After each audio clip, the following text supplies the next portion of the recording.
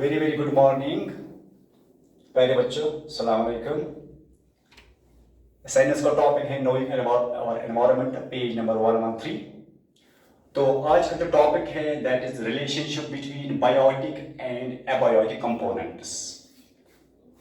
तो पहले हमें पता होना चाहिए कि बायोटिक कंपोनेंट क्या होता है।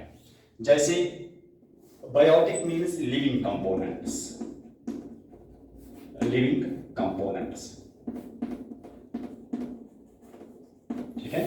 और लिविंग कंपोनेंट्स में क्या आता है एनवायरनमेंट में? प्लांट्स, एनिमल्स, माइक्रोब्स, ठीक है। These are biotic components of environment. और इसके बाद है second component of environment that is abiotic component. Abiotic components are also known as non living components, non living components.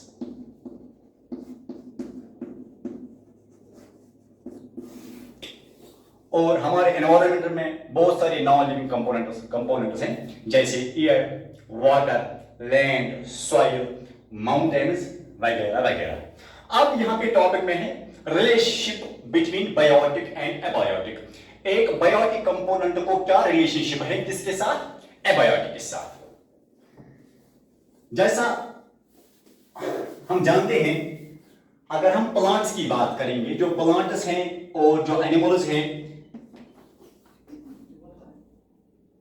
जो प्लांट्स हैं और एनिमल्स हैं, दे आर बायोटिक कंपोनेंट्स, ठीक है। प्लांट्स आर ऑटोट्रॉफिक, ठीक है, ऑटोट्रॉफिक, ऑटोट्रॉफिक, और we call them producers, we call them producers. Why producers? Because they prepare their own food by the process of photosynthesis. इसका मतलब ये है जो एनिमल्स हैं वो किस पे डिपेंडेंट हैं? वो डिपेंडेंट है प्लांट्स पे। किसके? For food. इसका मतलब है प्लांट्स अपना ग़िज़ा खुद बनाते हैं बाय ए स्पेशल प्रोसेस जिसको हम बोलते हैं फोटोसिंथेसिस, ठीक है, फोटोसिंथेसिस। फोटोसिंथेसिस वो प्रोसेस है जिसमें प्लांट्स इस्तेमाल करते हैं बेसिक रॉ मटेरियल्स जैसे CO2, जैसे वाटर, सनलाइट एंड क्लोरोफिल का, ठीक है। These are the basic raw materials for photosynthesis. और प्लांट्स क्या है? They are autotrophic. तो वो इन चार चीजों का CO2, water, sunlight and chlorophyll का इस्तेमाल करते हैं क्या बनाने में? अपना फूड, अपना ग़िज़ा। जो एनिमल्स हैं they are heterotrophic, they are consumers, they are dependent on plants. किस लिए? For food. इसका मतलब है वो अपना ग़िज़ा खुद नहीं बनाते हैं बल्कि अपना ग़िज़ा कहां से हासिल करते हैं? प्लांट से। मगर जो प्लांट्स एंड एनिमल्स हैं वो इनटेक करते हैं ऑक्सीजन और वाटर, जो जरूरी है इनकी बॉडी के लिए, जिंदगी के लिए, लाइफ के लिए। इसके बाद अब यहाँ पे रिलेशनशिप क्या है? अगर हम यहाँ पे बात करेंगे सनलाइट, वाटर या CO2, तो जो प्लांट्स हैं, जो ऑटोट्रॉफिक ये ऑर्गेनिजम्स हैं जो अपना ग़िज़ा खुद बनाते हैं, वो यहाँ पे यूज करते हैं किस चीज का? सनलाइट का। सनलाइट किस में आता है? ये तो एबायोटिक है, वाटर तो एबायोटिक है, CO2 तो एबायोटिक है। इसका मतलब यहाँ पे ऑटोट्रॉफिस को क्या जरूरत है ग़िज़ा बनाने की? Water, CO2, sunlight. These three nutrients are abiotic components of the ecosystem. और इसके अलावा वो सॉइल का इस्तेमाल भी करते हैं। इसके बाद जब बायोटिक कंपोनेंट्स मींस चाहे वो हर्बीवोर हो, कार्निवोर हो, ओमनिवोर हो या प्रोड्यूसर्स प्लांट्स हो, जब ये डाई हो जाते हैं, जब ये मर जाते हैं, जो इनकी बॉडी में जो एनर्जी है वो किसके साथ मिल जाती है? सॉइल के साथ। फिर जब हम नए प्लांट्स वहां पे लगाते हैं तो ये न्यूट्रिएंट्स जब डिकम्पोजर्स उन न्यूट्रिएंट्स को डिकम्पोज करते हैं तो वो न्यूट्रिएंट्स अब इनटेक फिर से कहां से? नेचर में पहुंच जाते हैं वापस। इसके बाद हमारा और एक टॉपिक है यहां पे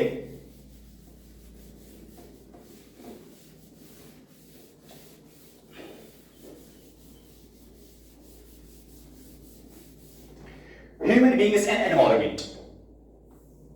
Human beings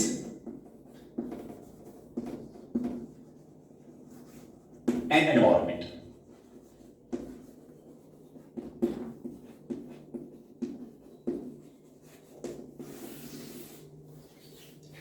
हमारी जिंदगी में एनवायरमेंट का क्या रिलेशन है?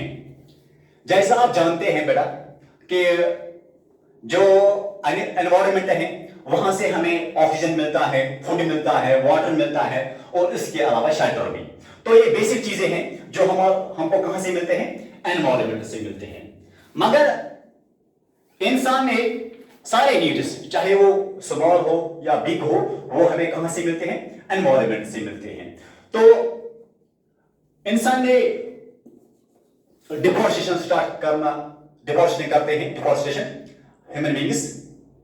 तो डिफोरेस्टेशन की वजह से जो प्लांट्स हम कट करते हैं, जो ग्रीन गोल्ड है उसको हम कट करते हैं, और कट करने की वजह से जो एयर क्वालिटी है उस पर असर पड़ता है।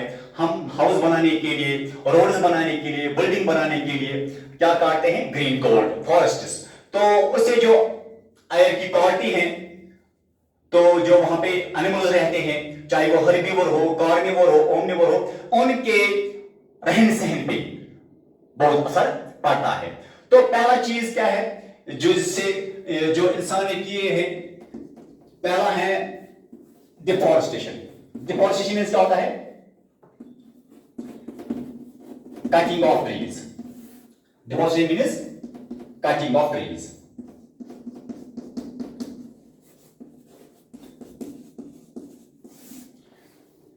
तो जब हम ज्यादा ट्रीज कट करते हैं तो इससे क्या होता है? हमारा जो नेचर है ये इम्बैलेंस हो जाता है, और इम्बैलेंस होने की वजह से फ्रीक्वेंट फ्लड आते हैं, सॉइल इरोजन होता है, तो पोल्यूशन भी इंक्रीज हो जाता है, और रेनफॉल में कमी वाक़ा हो जाती है।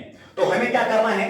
अगर हमें डिफोरेस्टेशन करनी है, हमें प्लांट्स जो ड्राई है, जो विल्ट हुए हैं, उनको हमें काटना है, मगर इसके बदले हमें क्या करना है? एफोरेस्टेशन। ठीक है, कटिंग ऑफ ट्रीज के बदले हमें क्या करना है? अगर कोई ट्री विल्ट हुआ है या ड्राई हो चुका है, हमें इसको काटना है, मगर उसके बजाय हमें साथ साथ क्या करना है? एफोरेस्टेशन, प्लांट्स लगाने भी हैं। ठीक है। दूसरी एक्टिविटी जो ह्यूमन बीइंग्स करते हैं, दैट इज हम इंडस्ट्रीज, फैक्ट्रीज ज्यादा ओपन करते हैं, इंडस्ट्रीज या फैक्ट्रीज। इंडस्ट्री से क्या होता है या फैक्ट्री से? वहां से बहुत सारे पोल्यूटेंट्स, चाहे वो SO2 हो, सल्फर डाइऑक्साइड, या NO2 हो, नाइट्रोजन डाइऑक्साइड निकलते हैं। ये टॉक्सिक सब्सटेंसेस हैं जो वहां से निकलते हैं। कहां से? इंडस्ट्री से। और ये बहुत हार्मफुल गैसेस है। जब SO2 रिएक्ट होता है वाटर वेपर के साथ, तो ये बनाता है क्या?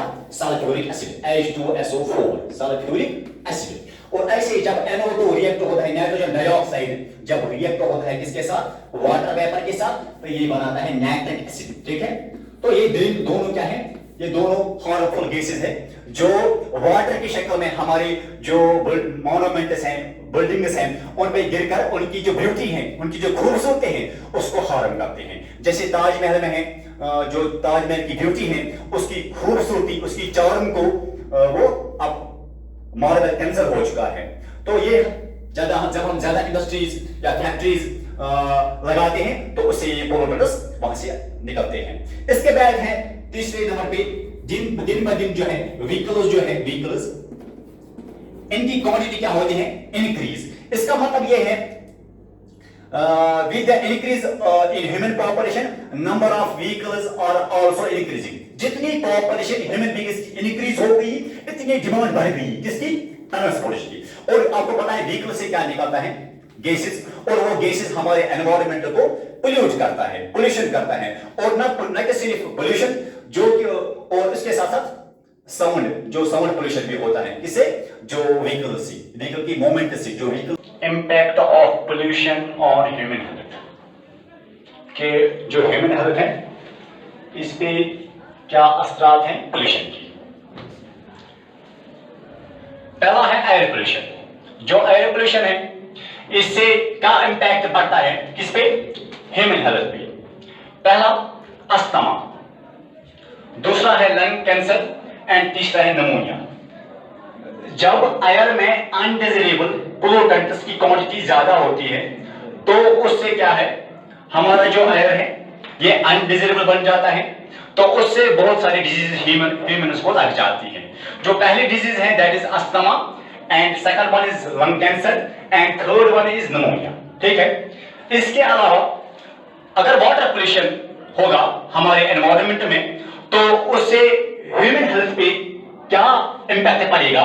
पहला कॉलरा, जो ह्यूमन बीइंग्स हैं वो सफर हो जाएंगे एक डिजीज जिसका नाम है cholera, and second disease is dysentery, and third one is various mental disorders, mental डिसप्रॉब्लम्स जिसको हम बोलते हैं mental problems. Third is noise pollution. अगर हमारे एनवायरनमेंट में नॉइज पोल्यूशन होगा तो इससे क्या होगा, परमानेंट और टेम्पोररी डीपनेस होगा और इसके साथ साथ लैक ऑफ कंसंट्रेशन। ठीक है, किससे? नॉइज पोल्यूशन से। और मैक्सिमम नॉइज पोल्यूशन जो है वो ज्यादा होता है व्हीकल्स से। जो व्हीकल्स हैं व्हेन दे ब्लो हॉर्न्स तो उससे क्या होता है, एयर पोल्यूशन के साथ साथ नॉइज पोल्यूशन भी होता है। Fourth one is soil pollution. Soil pollution means जब हम अनडिजायरेबल एलिमेंट्स और कंपोनेंट्स ऐड करते हैं सॉइल में तो वो सॉइल की क्वालिटी को, सॉइल की टेक्सचर को क्या चेंज करती हैं। तो उससे क्या होगा, उससे रिड्यूस जो फर्टिलिटी है, क्रॉप प्रोडक्शन है वो कम हो जाता है। उसके बाद और एक चीज है conservation of the environment. Conservation means protection. हम अपने एनवायरनमेंट को कैसे कंजर्व करें, कैसे प्रोटेक्ट करें, इसलिए इसके लिए बहुत सारी मेथड्स हैं, बहुत सारे वेज हैं, and some of the common ways are, number one is plant more and more trees. ज्यादा से ज्यादा हम क्या लगाएं? प्लांट्स, जिसके लिए हम बायोलॉजी में दो टर्म यूज करते हैं, एफॉरेस्टेशन। एफॉरेस्टेशन क्या होता है बेटा? plant more and more trees. Second method is to conserve, to protect our environment, that is save water and electricity. Second जो है हमें क्या करना है, जो वाटर है जो एक प्रीशियस रिसोर्स है इसको सेव करना है, और सेव करने के साथ साथ जो इलेक्ट्रिसिटी है इसको भी सेव करना है। क्यों?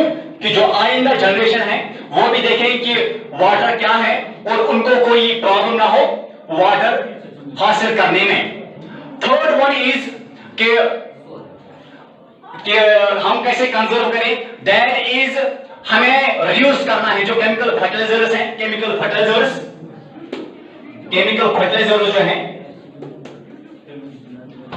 उनका जो इस्तेमाल है वो क्या करना है, कम। क्योंकि अगर हम ज्यादा से ज्यादा फर्टिलाइजर्स इस्तेमाल करेंगे उससे क्या होगा, जो क्रॉप प्रोडक्शन है उस पे असर पड़ेगा। इट मींस अगर आप ज्यादा फर्टिलाइजर्स ऐड करोगे अपने फील्ड में तो उससे क्या होगा, जो क्वालिटी है और क्वांटिटी जो है किसकी, क्रॉप की, वो रिड्यूस हो जाएगा। तो इस सेक्शन में, इस क्लास में आज इतना ही। अगले क्लास में फिर मिलेंगे आपसे, जब तक के लिए खुदा हाफिज।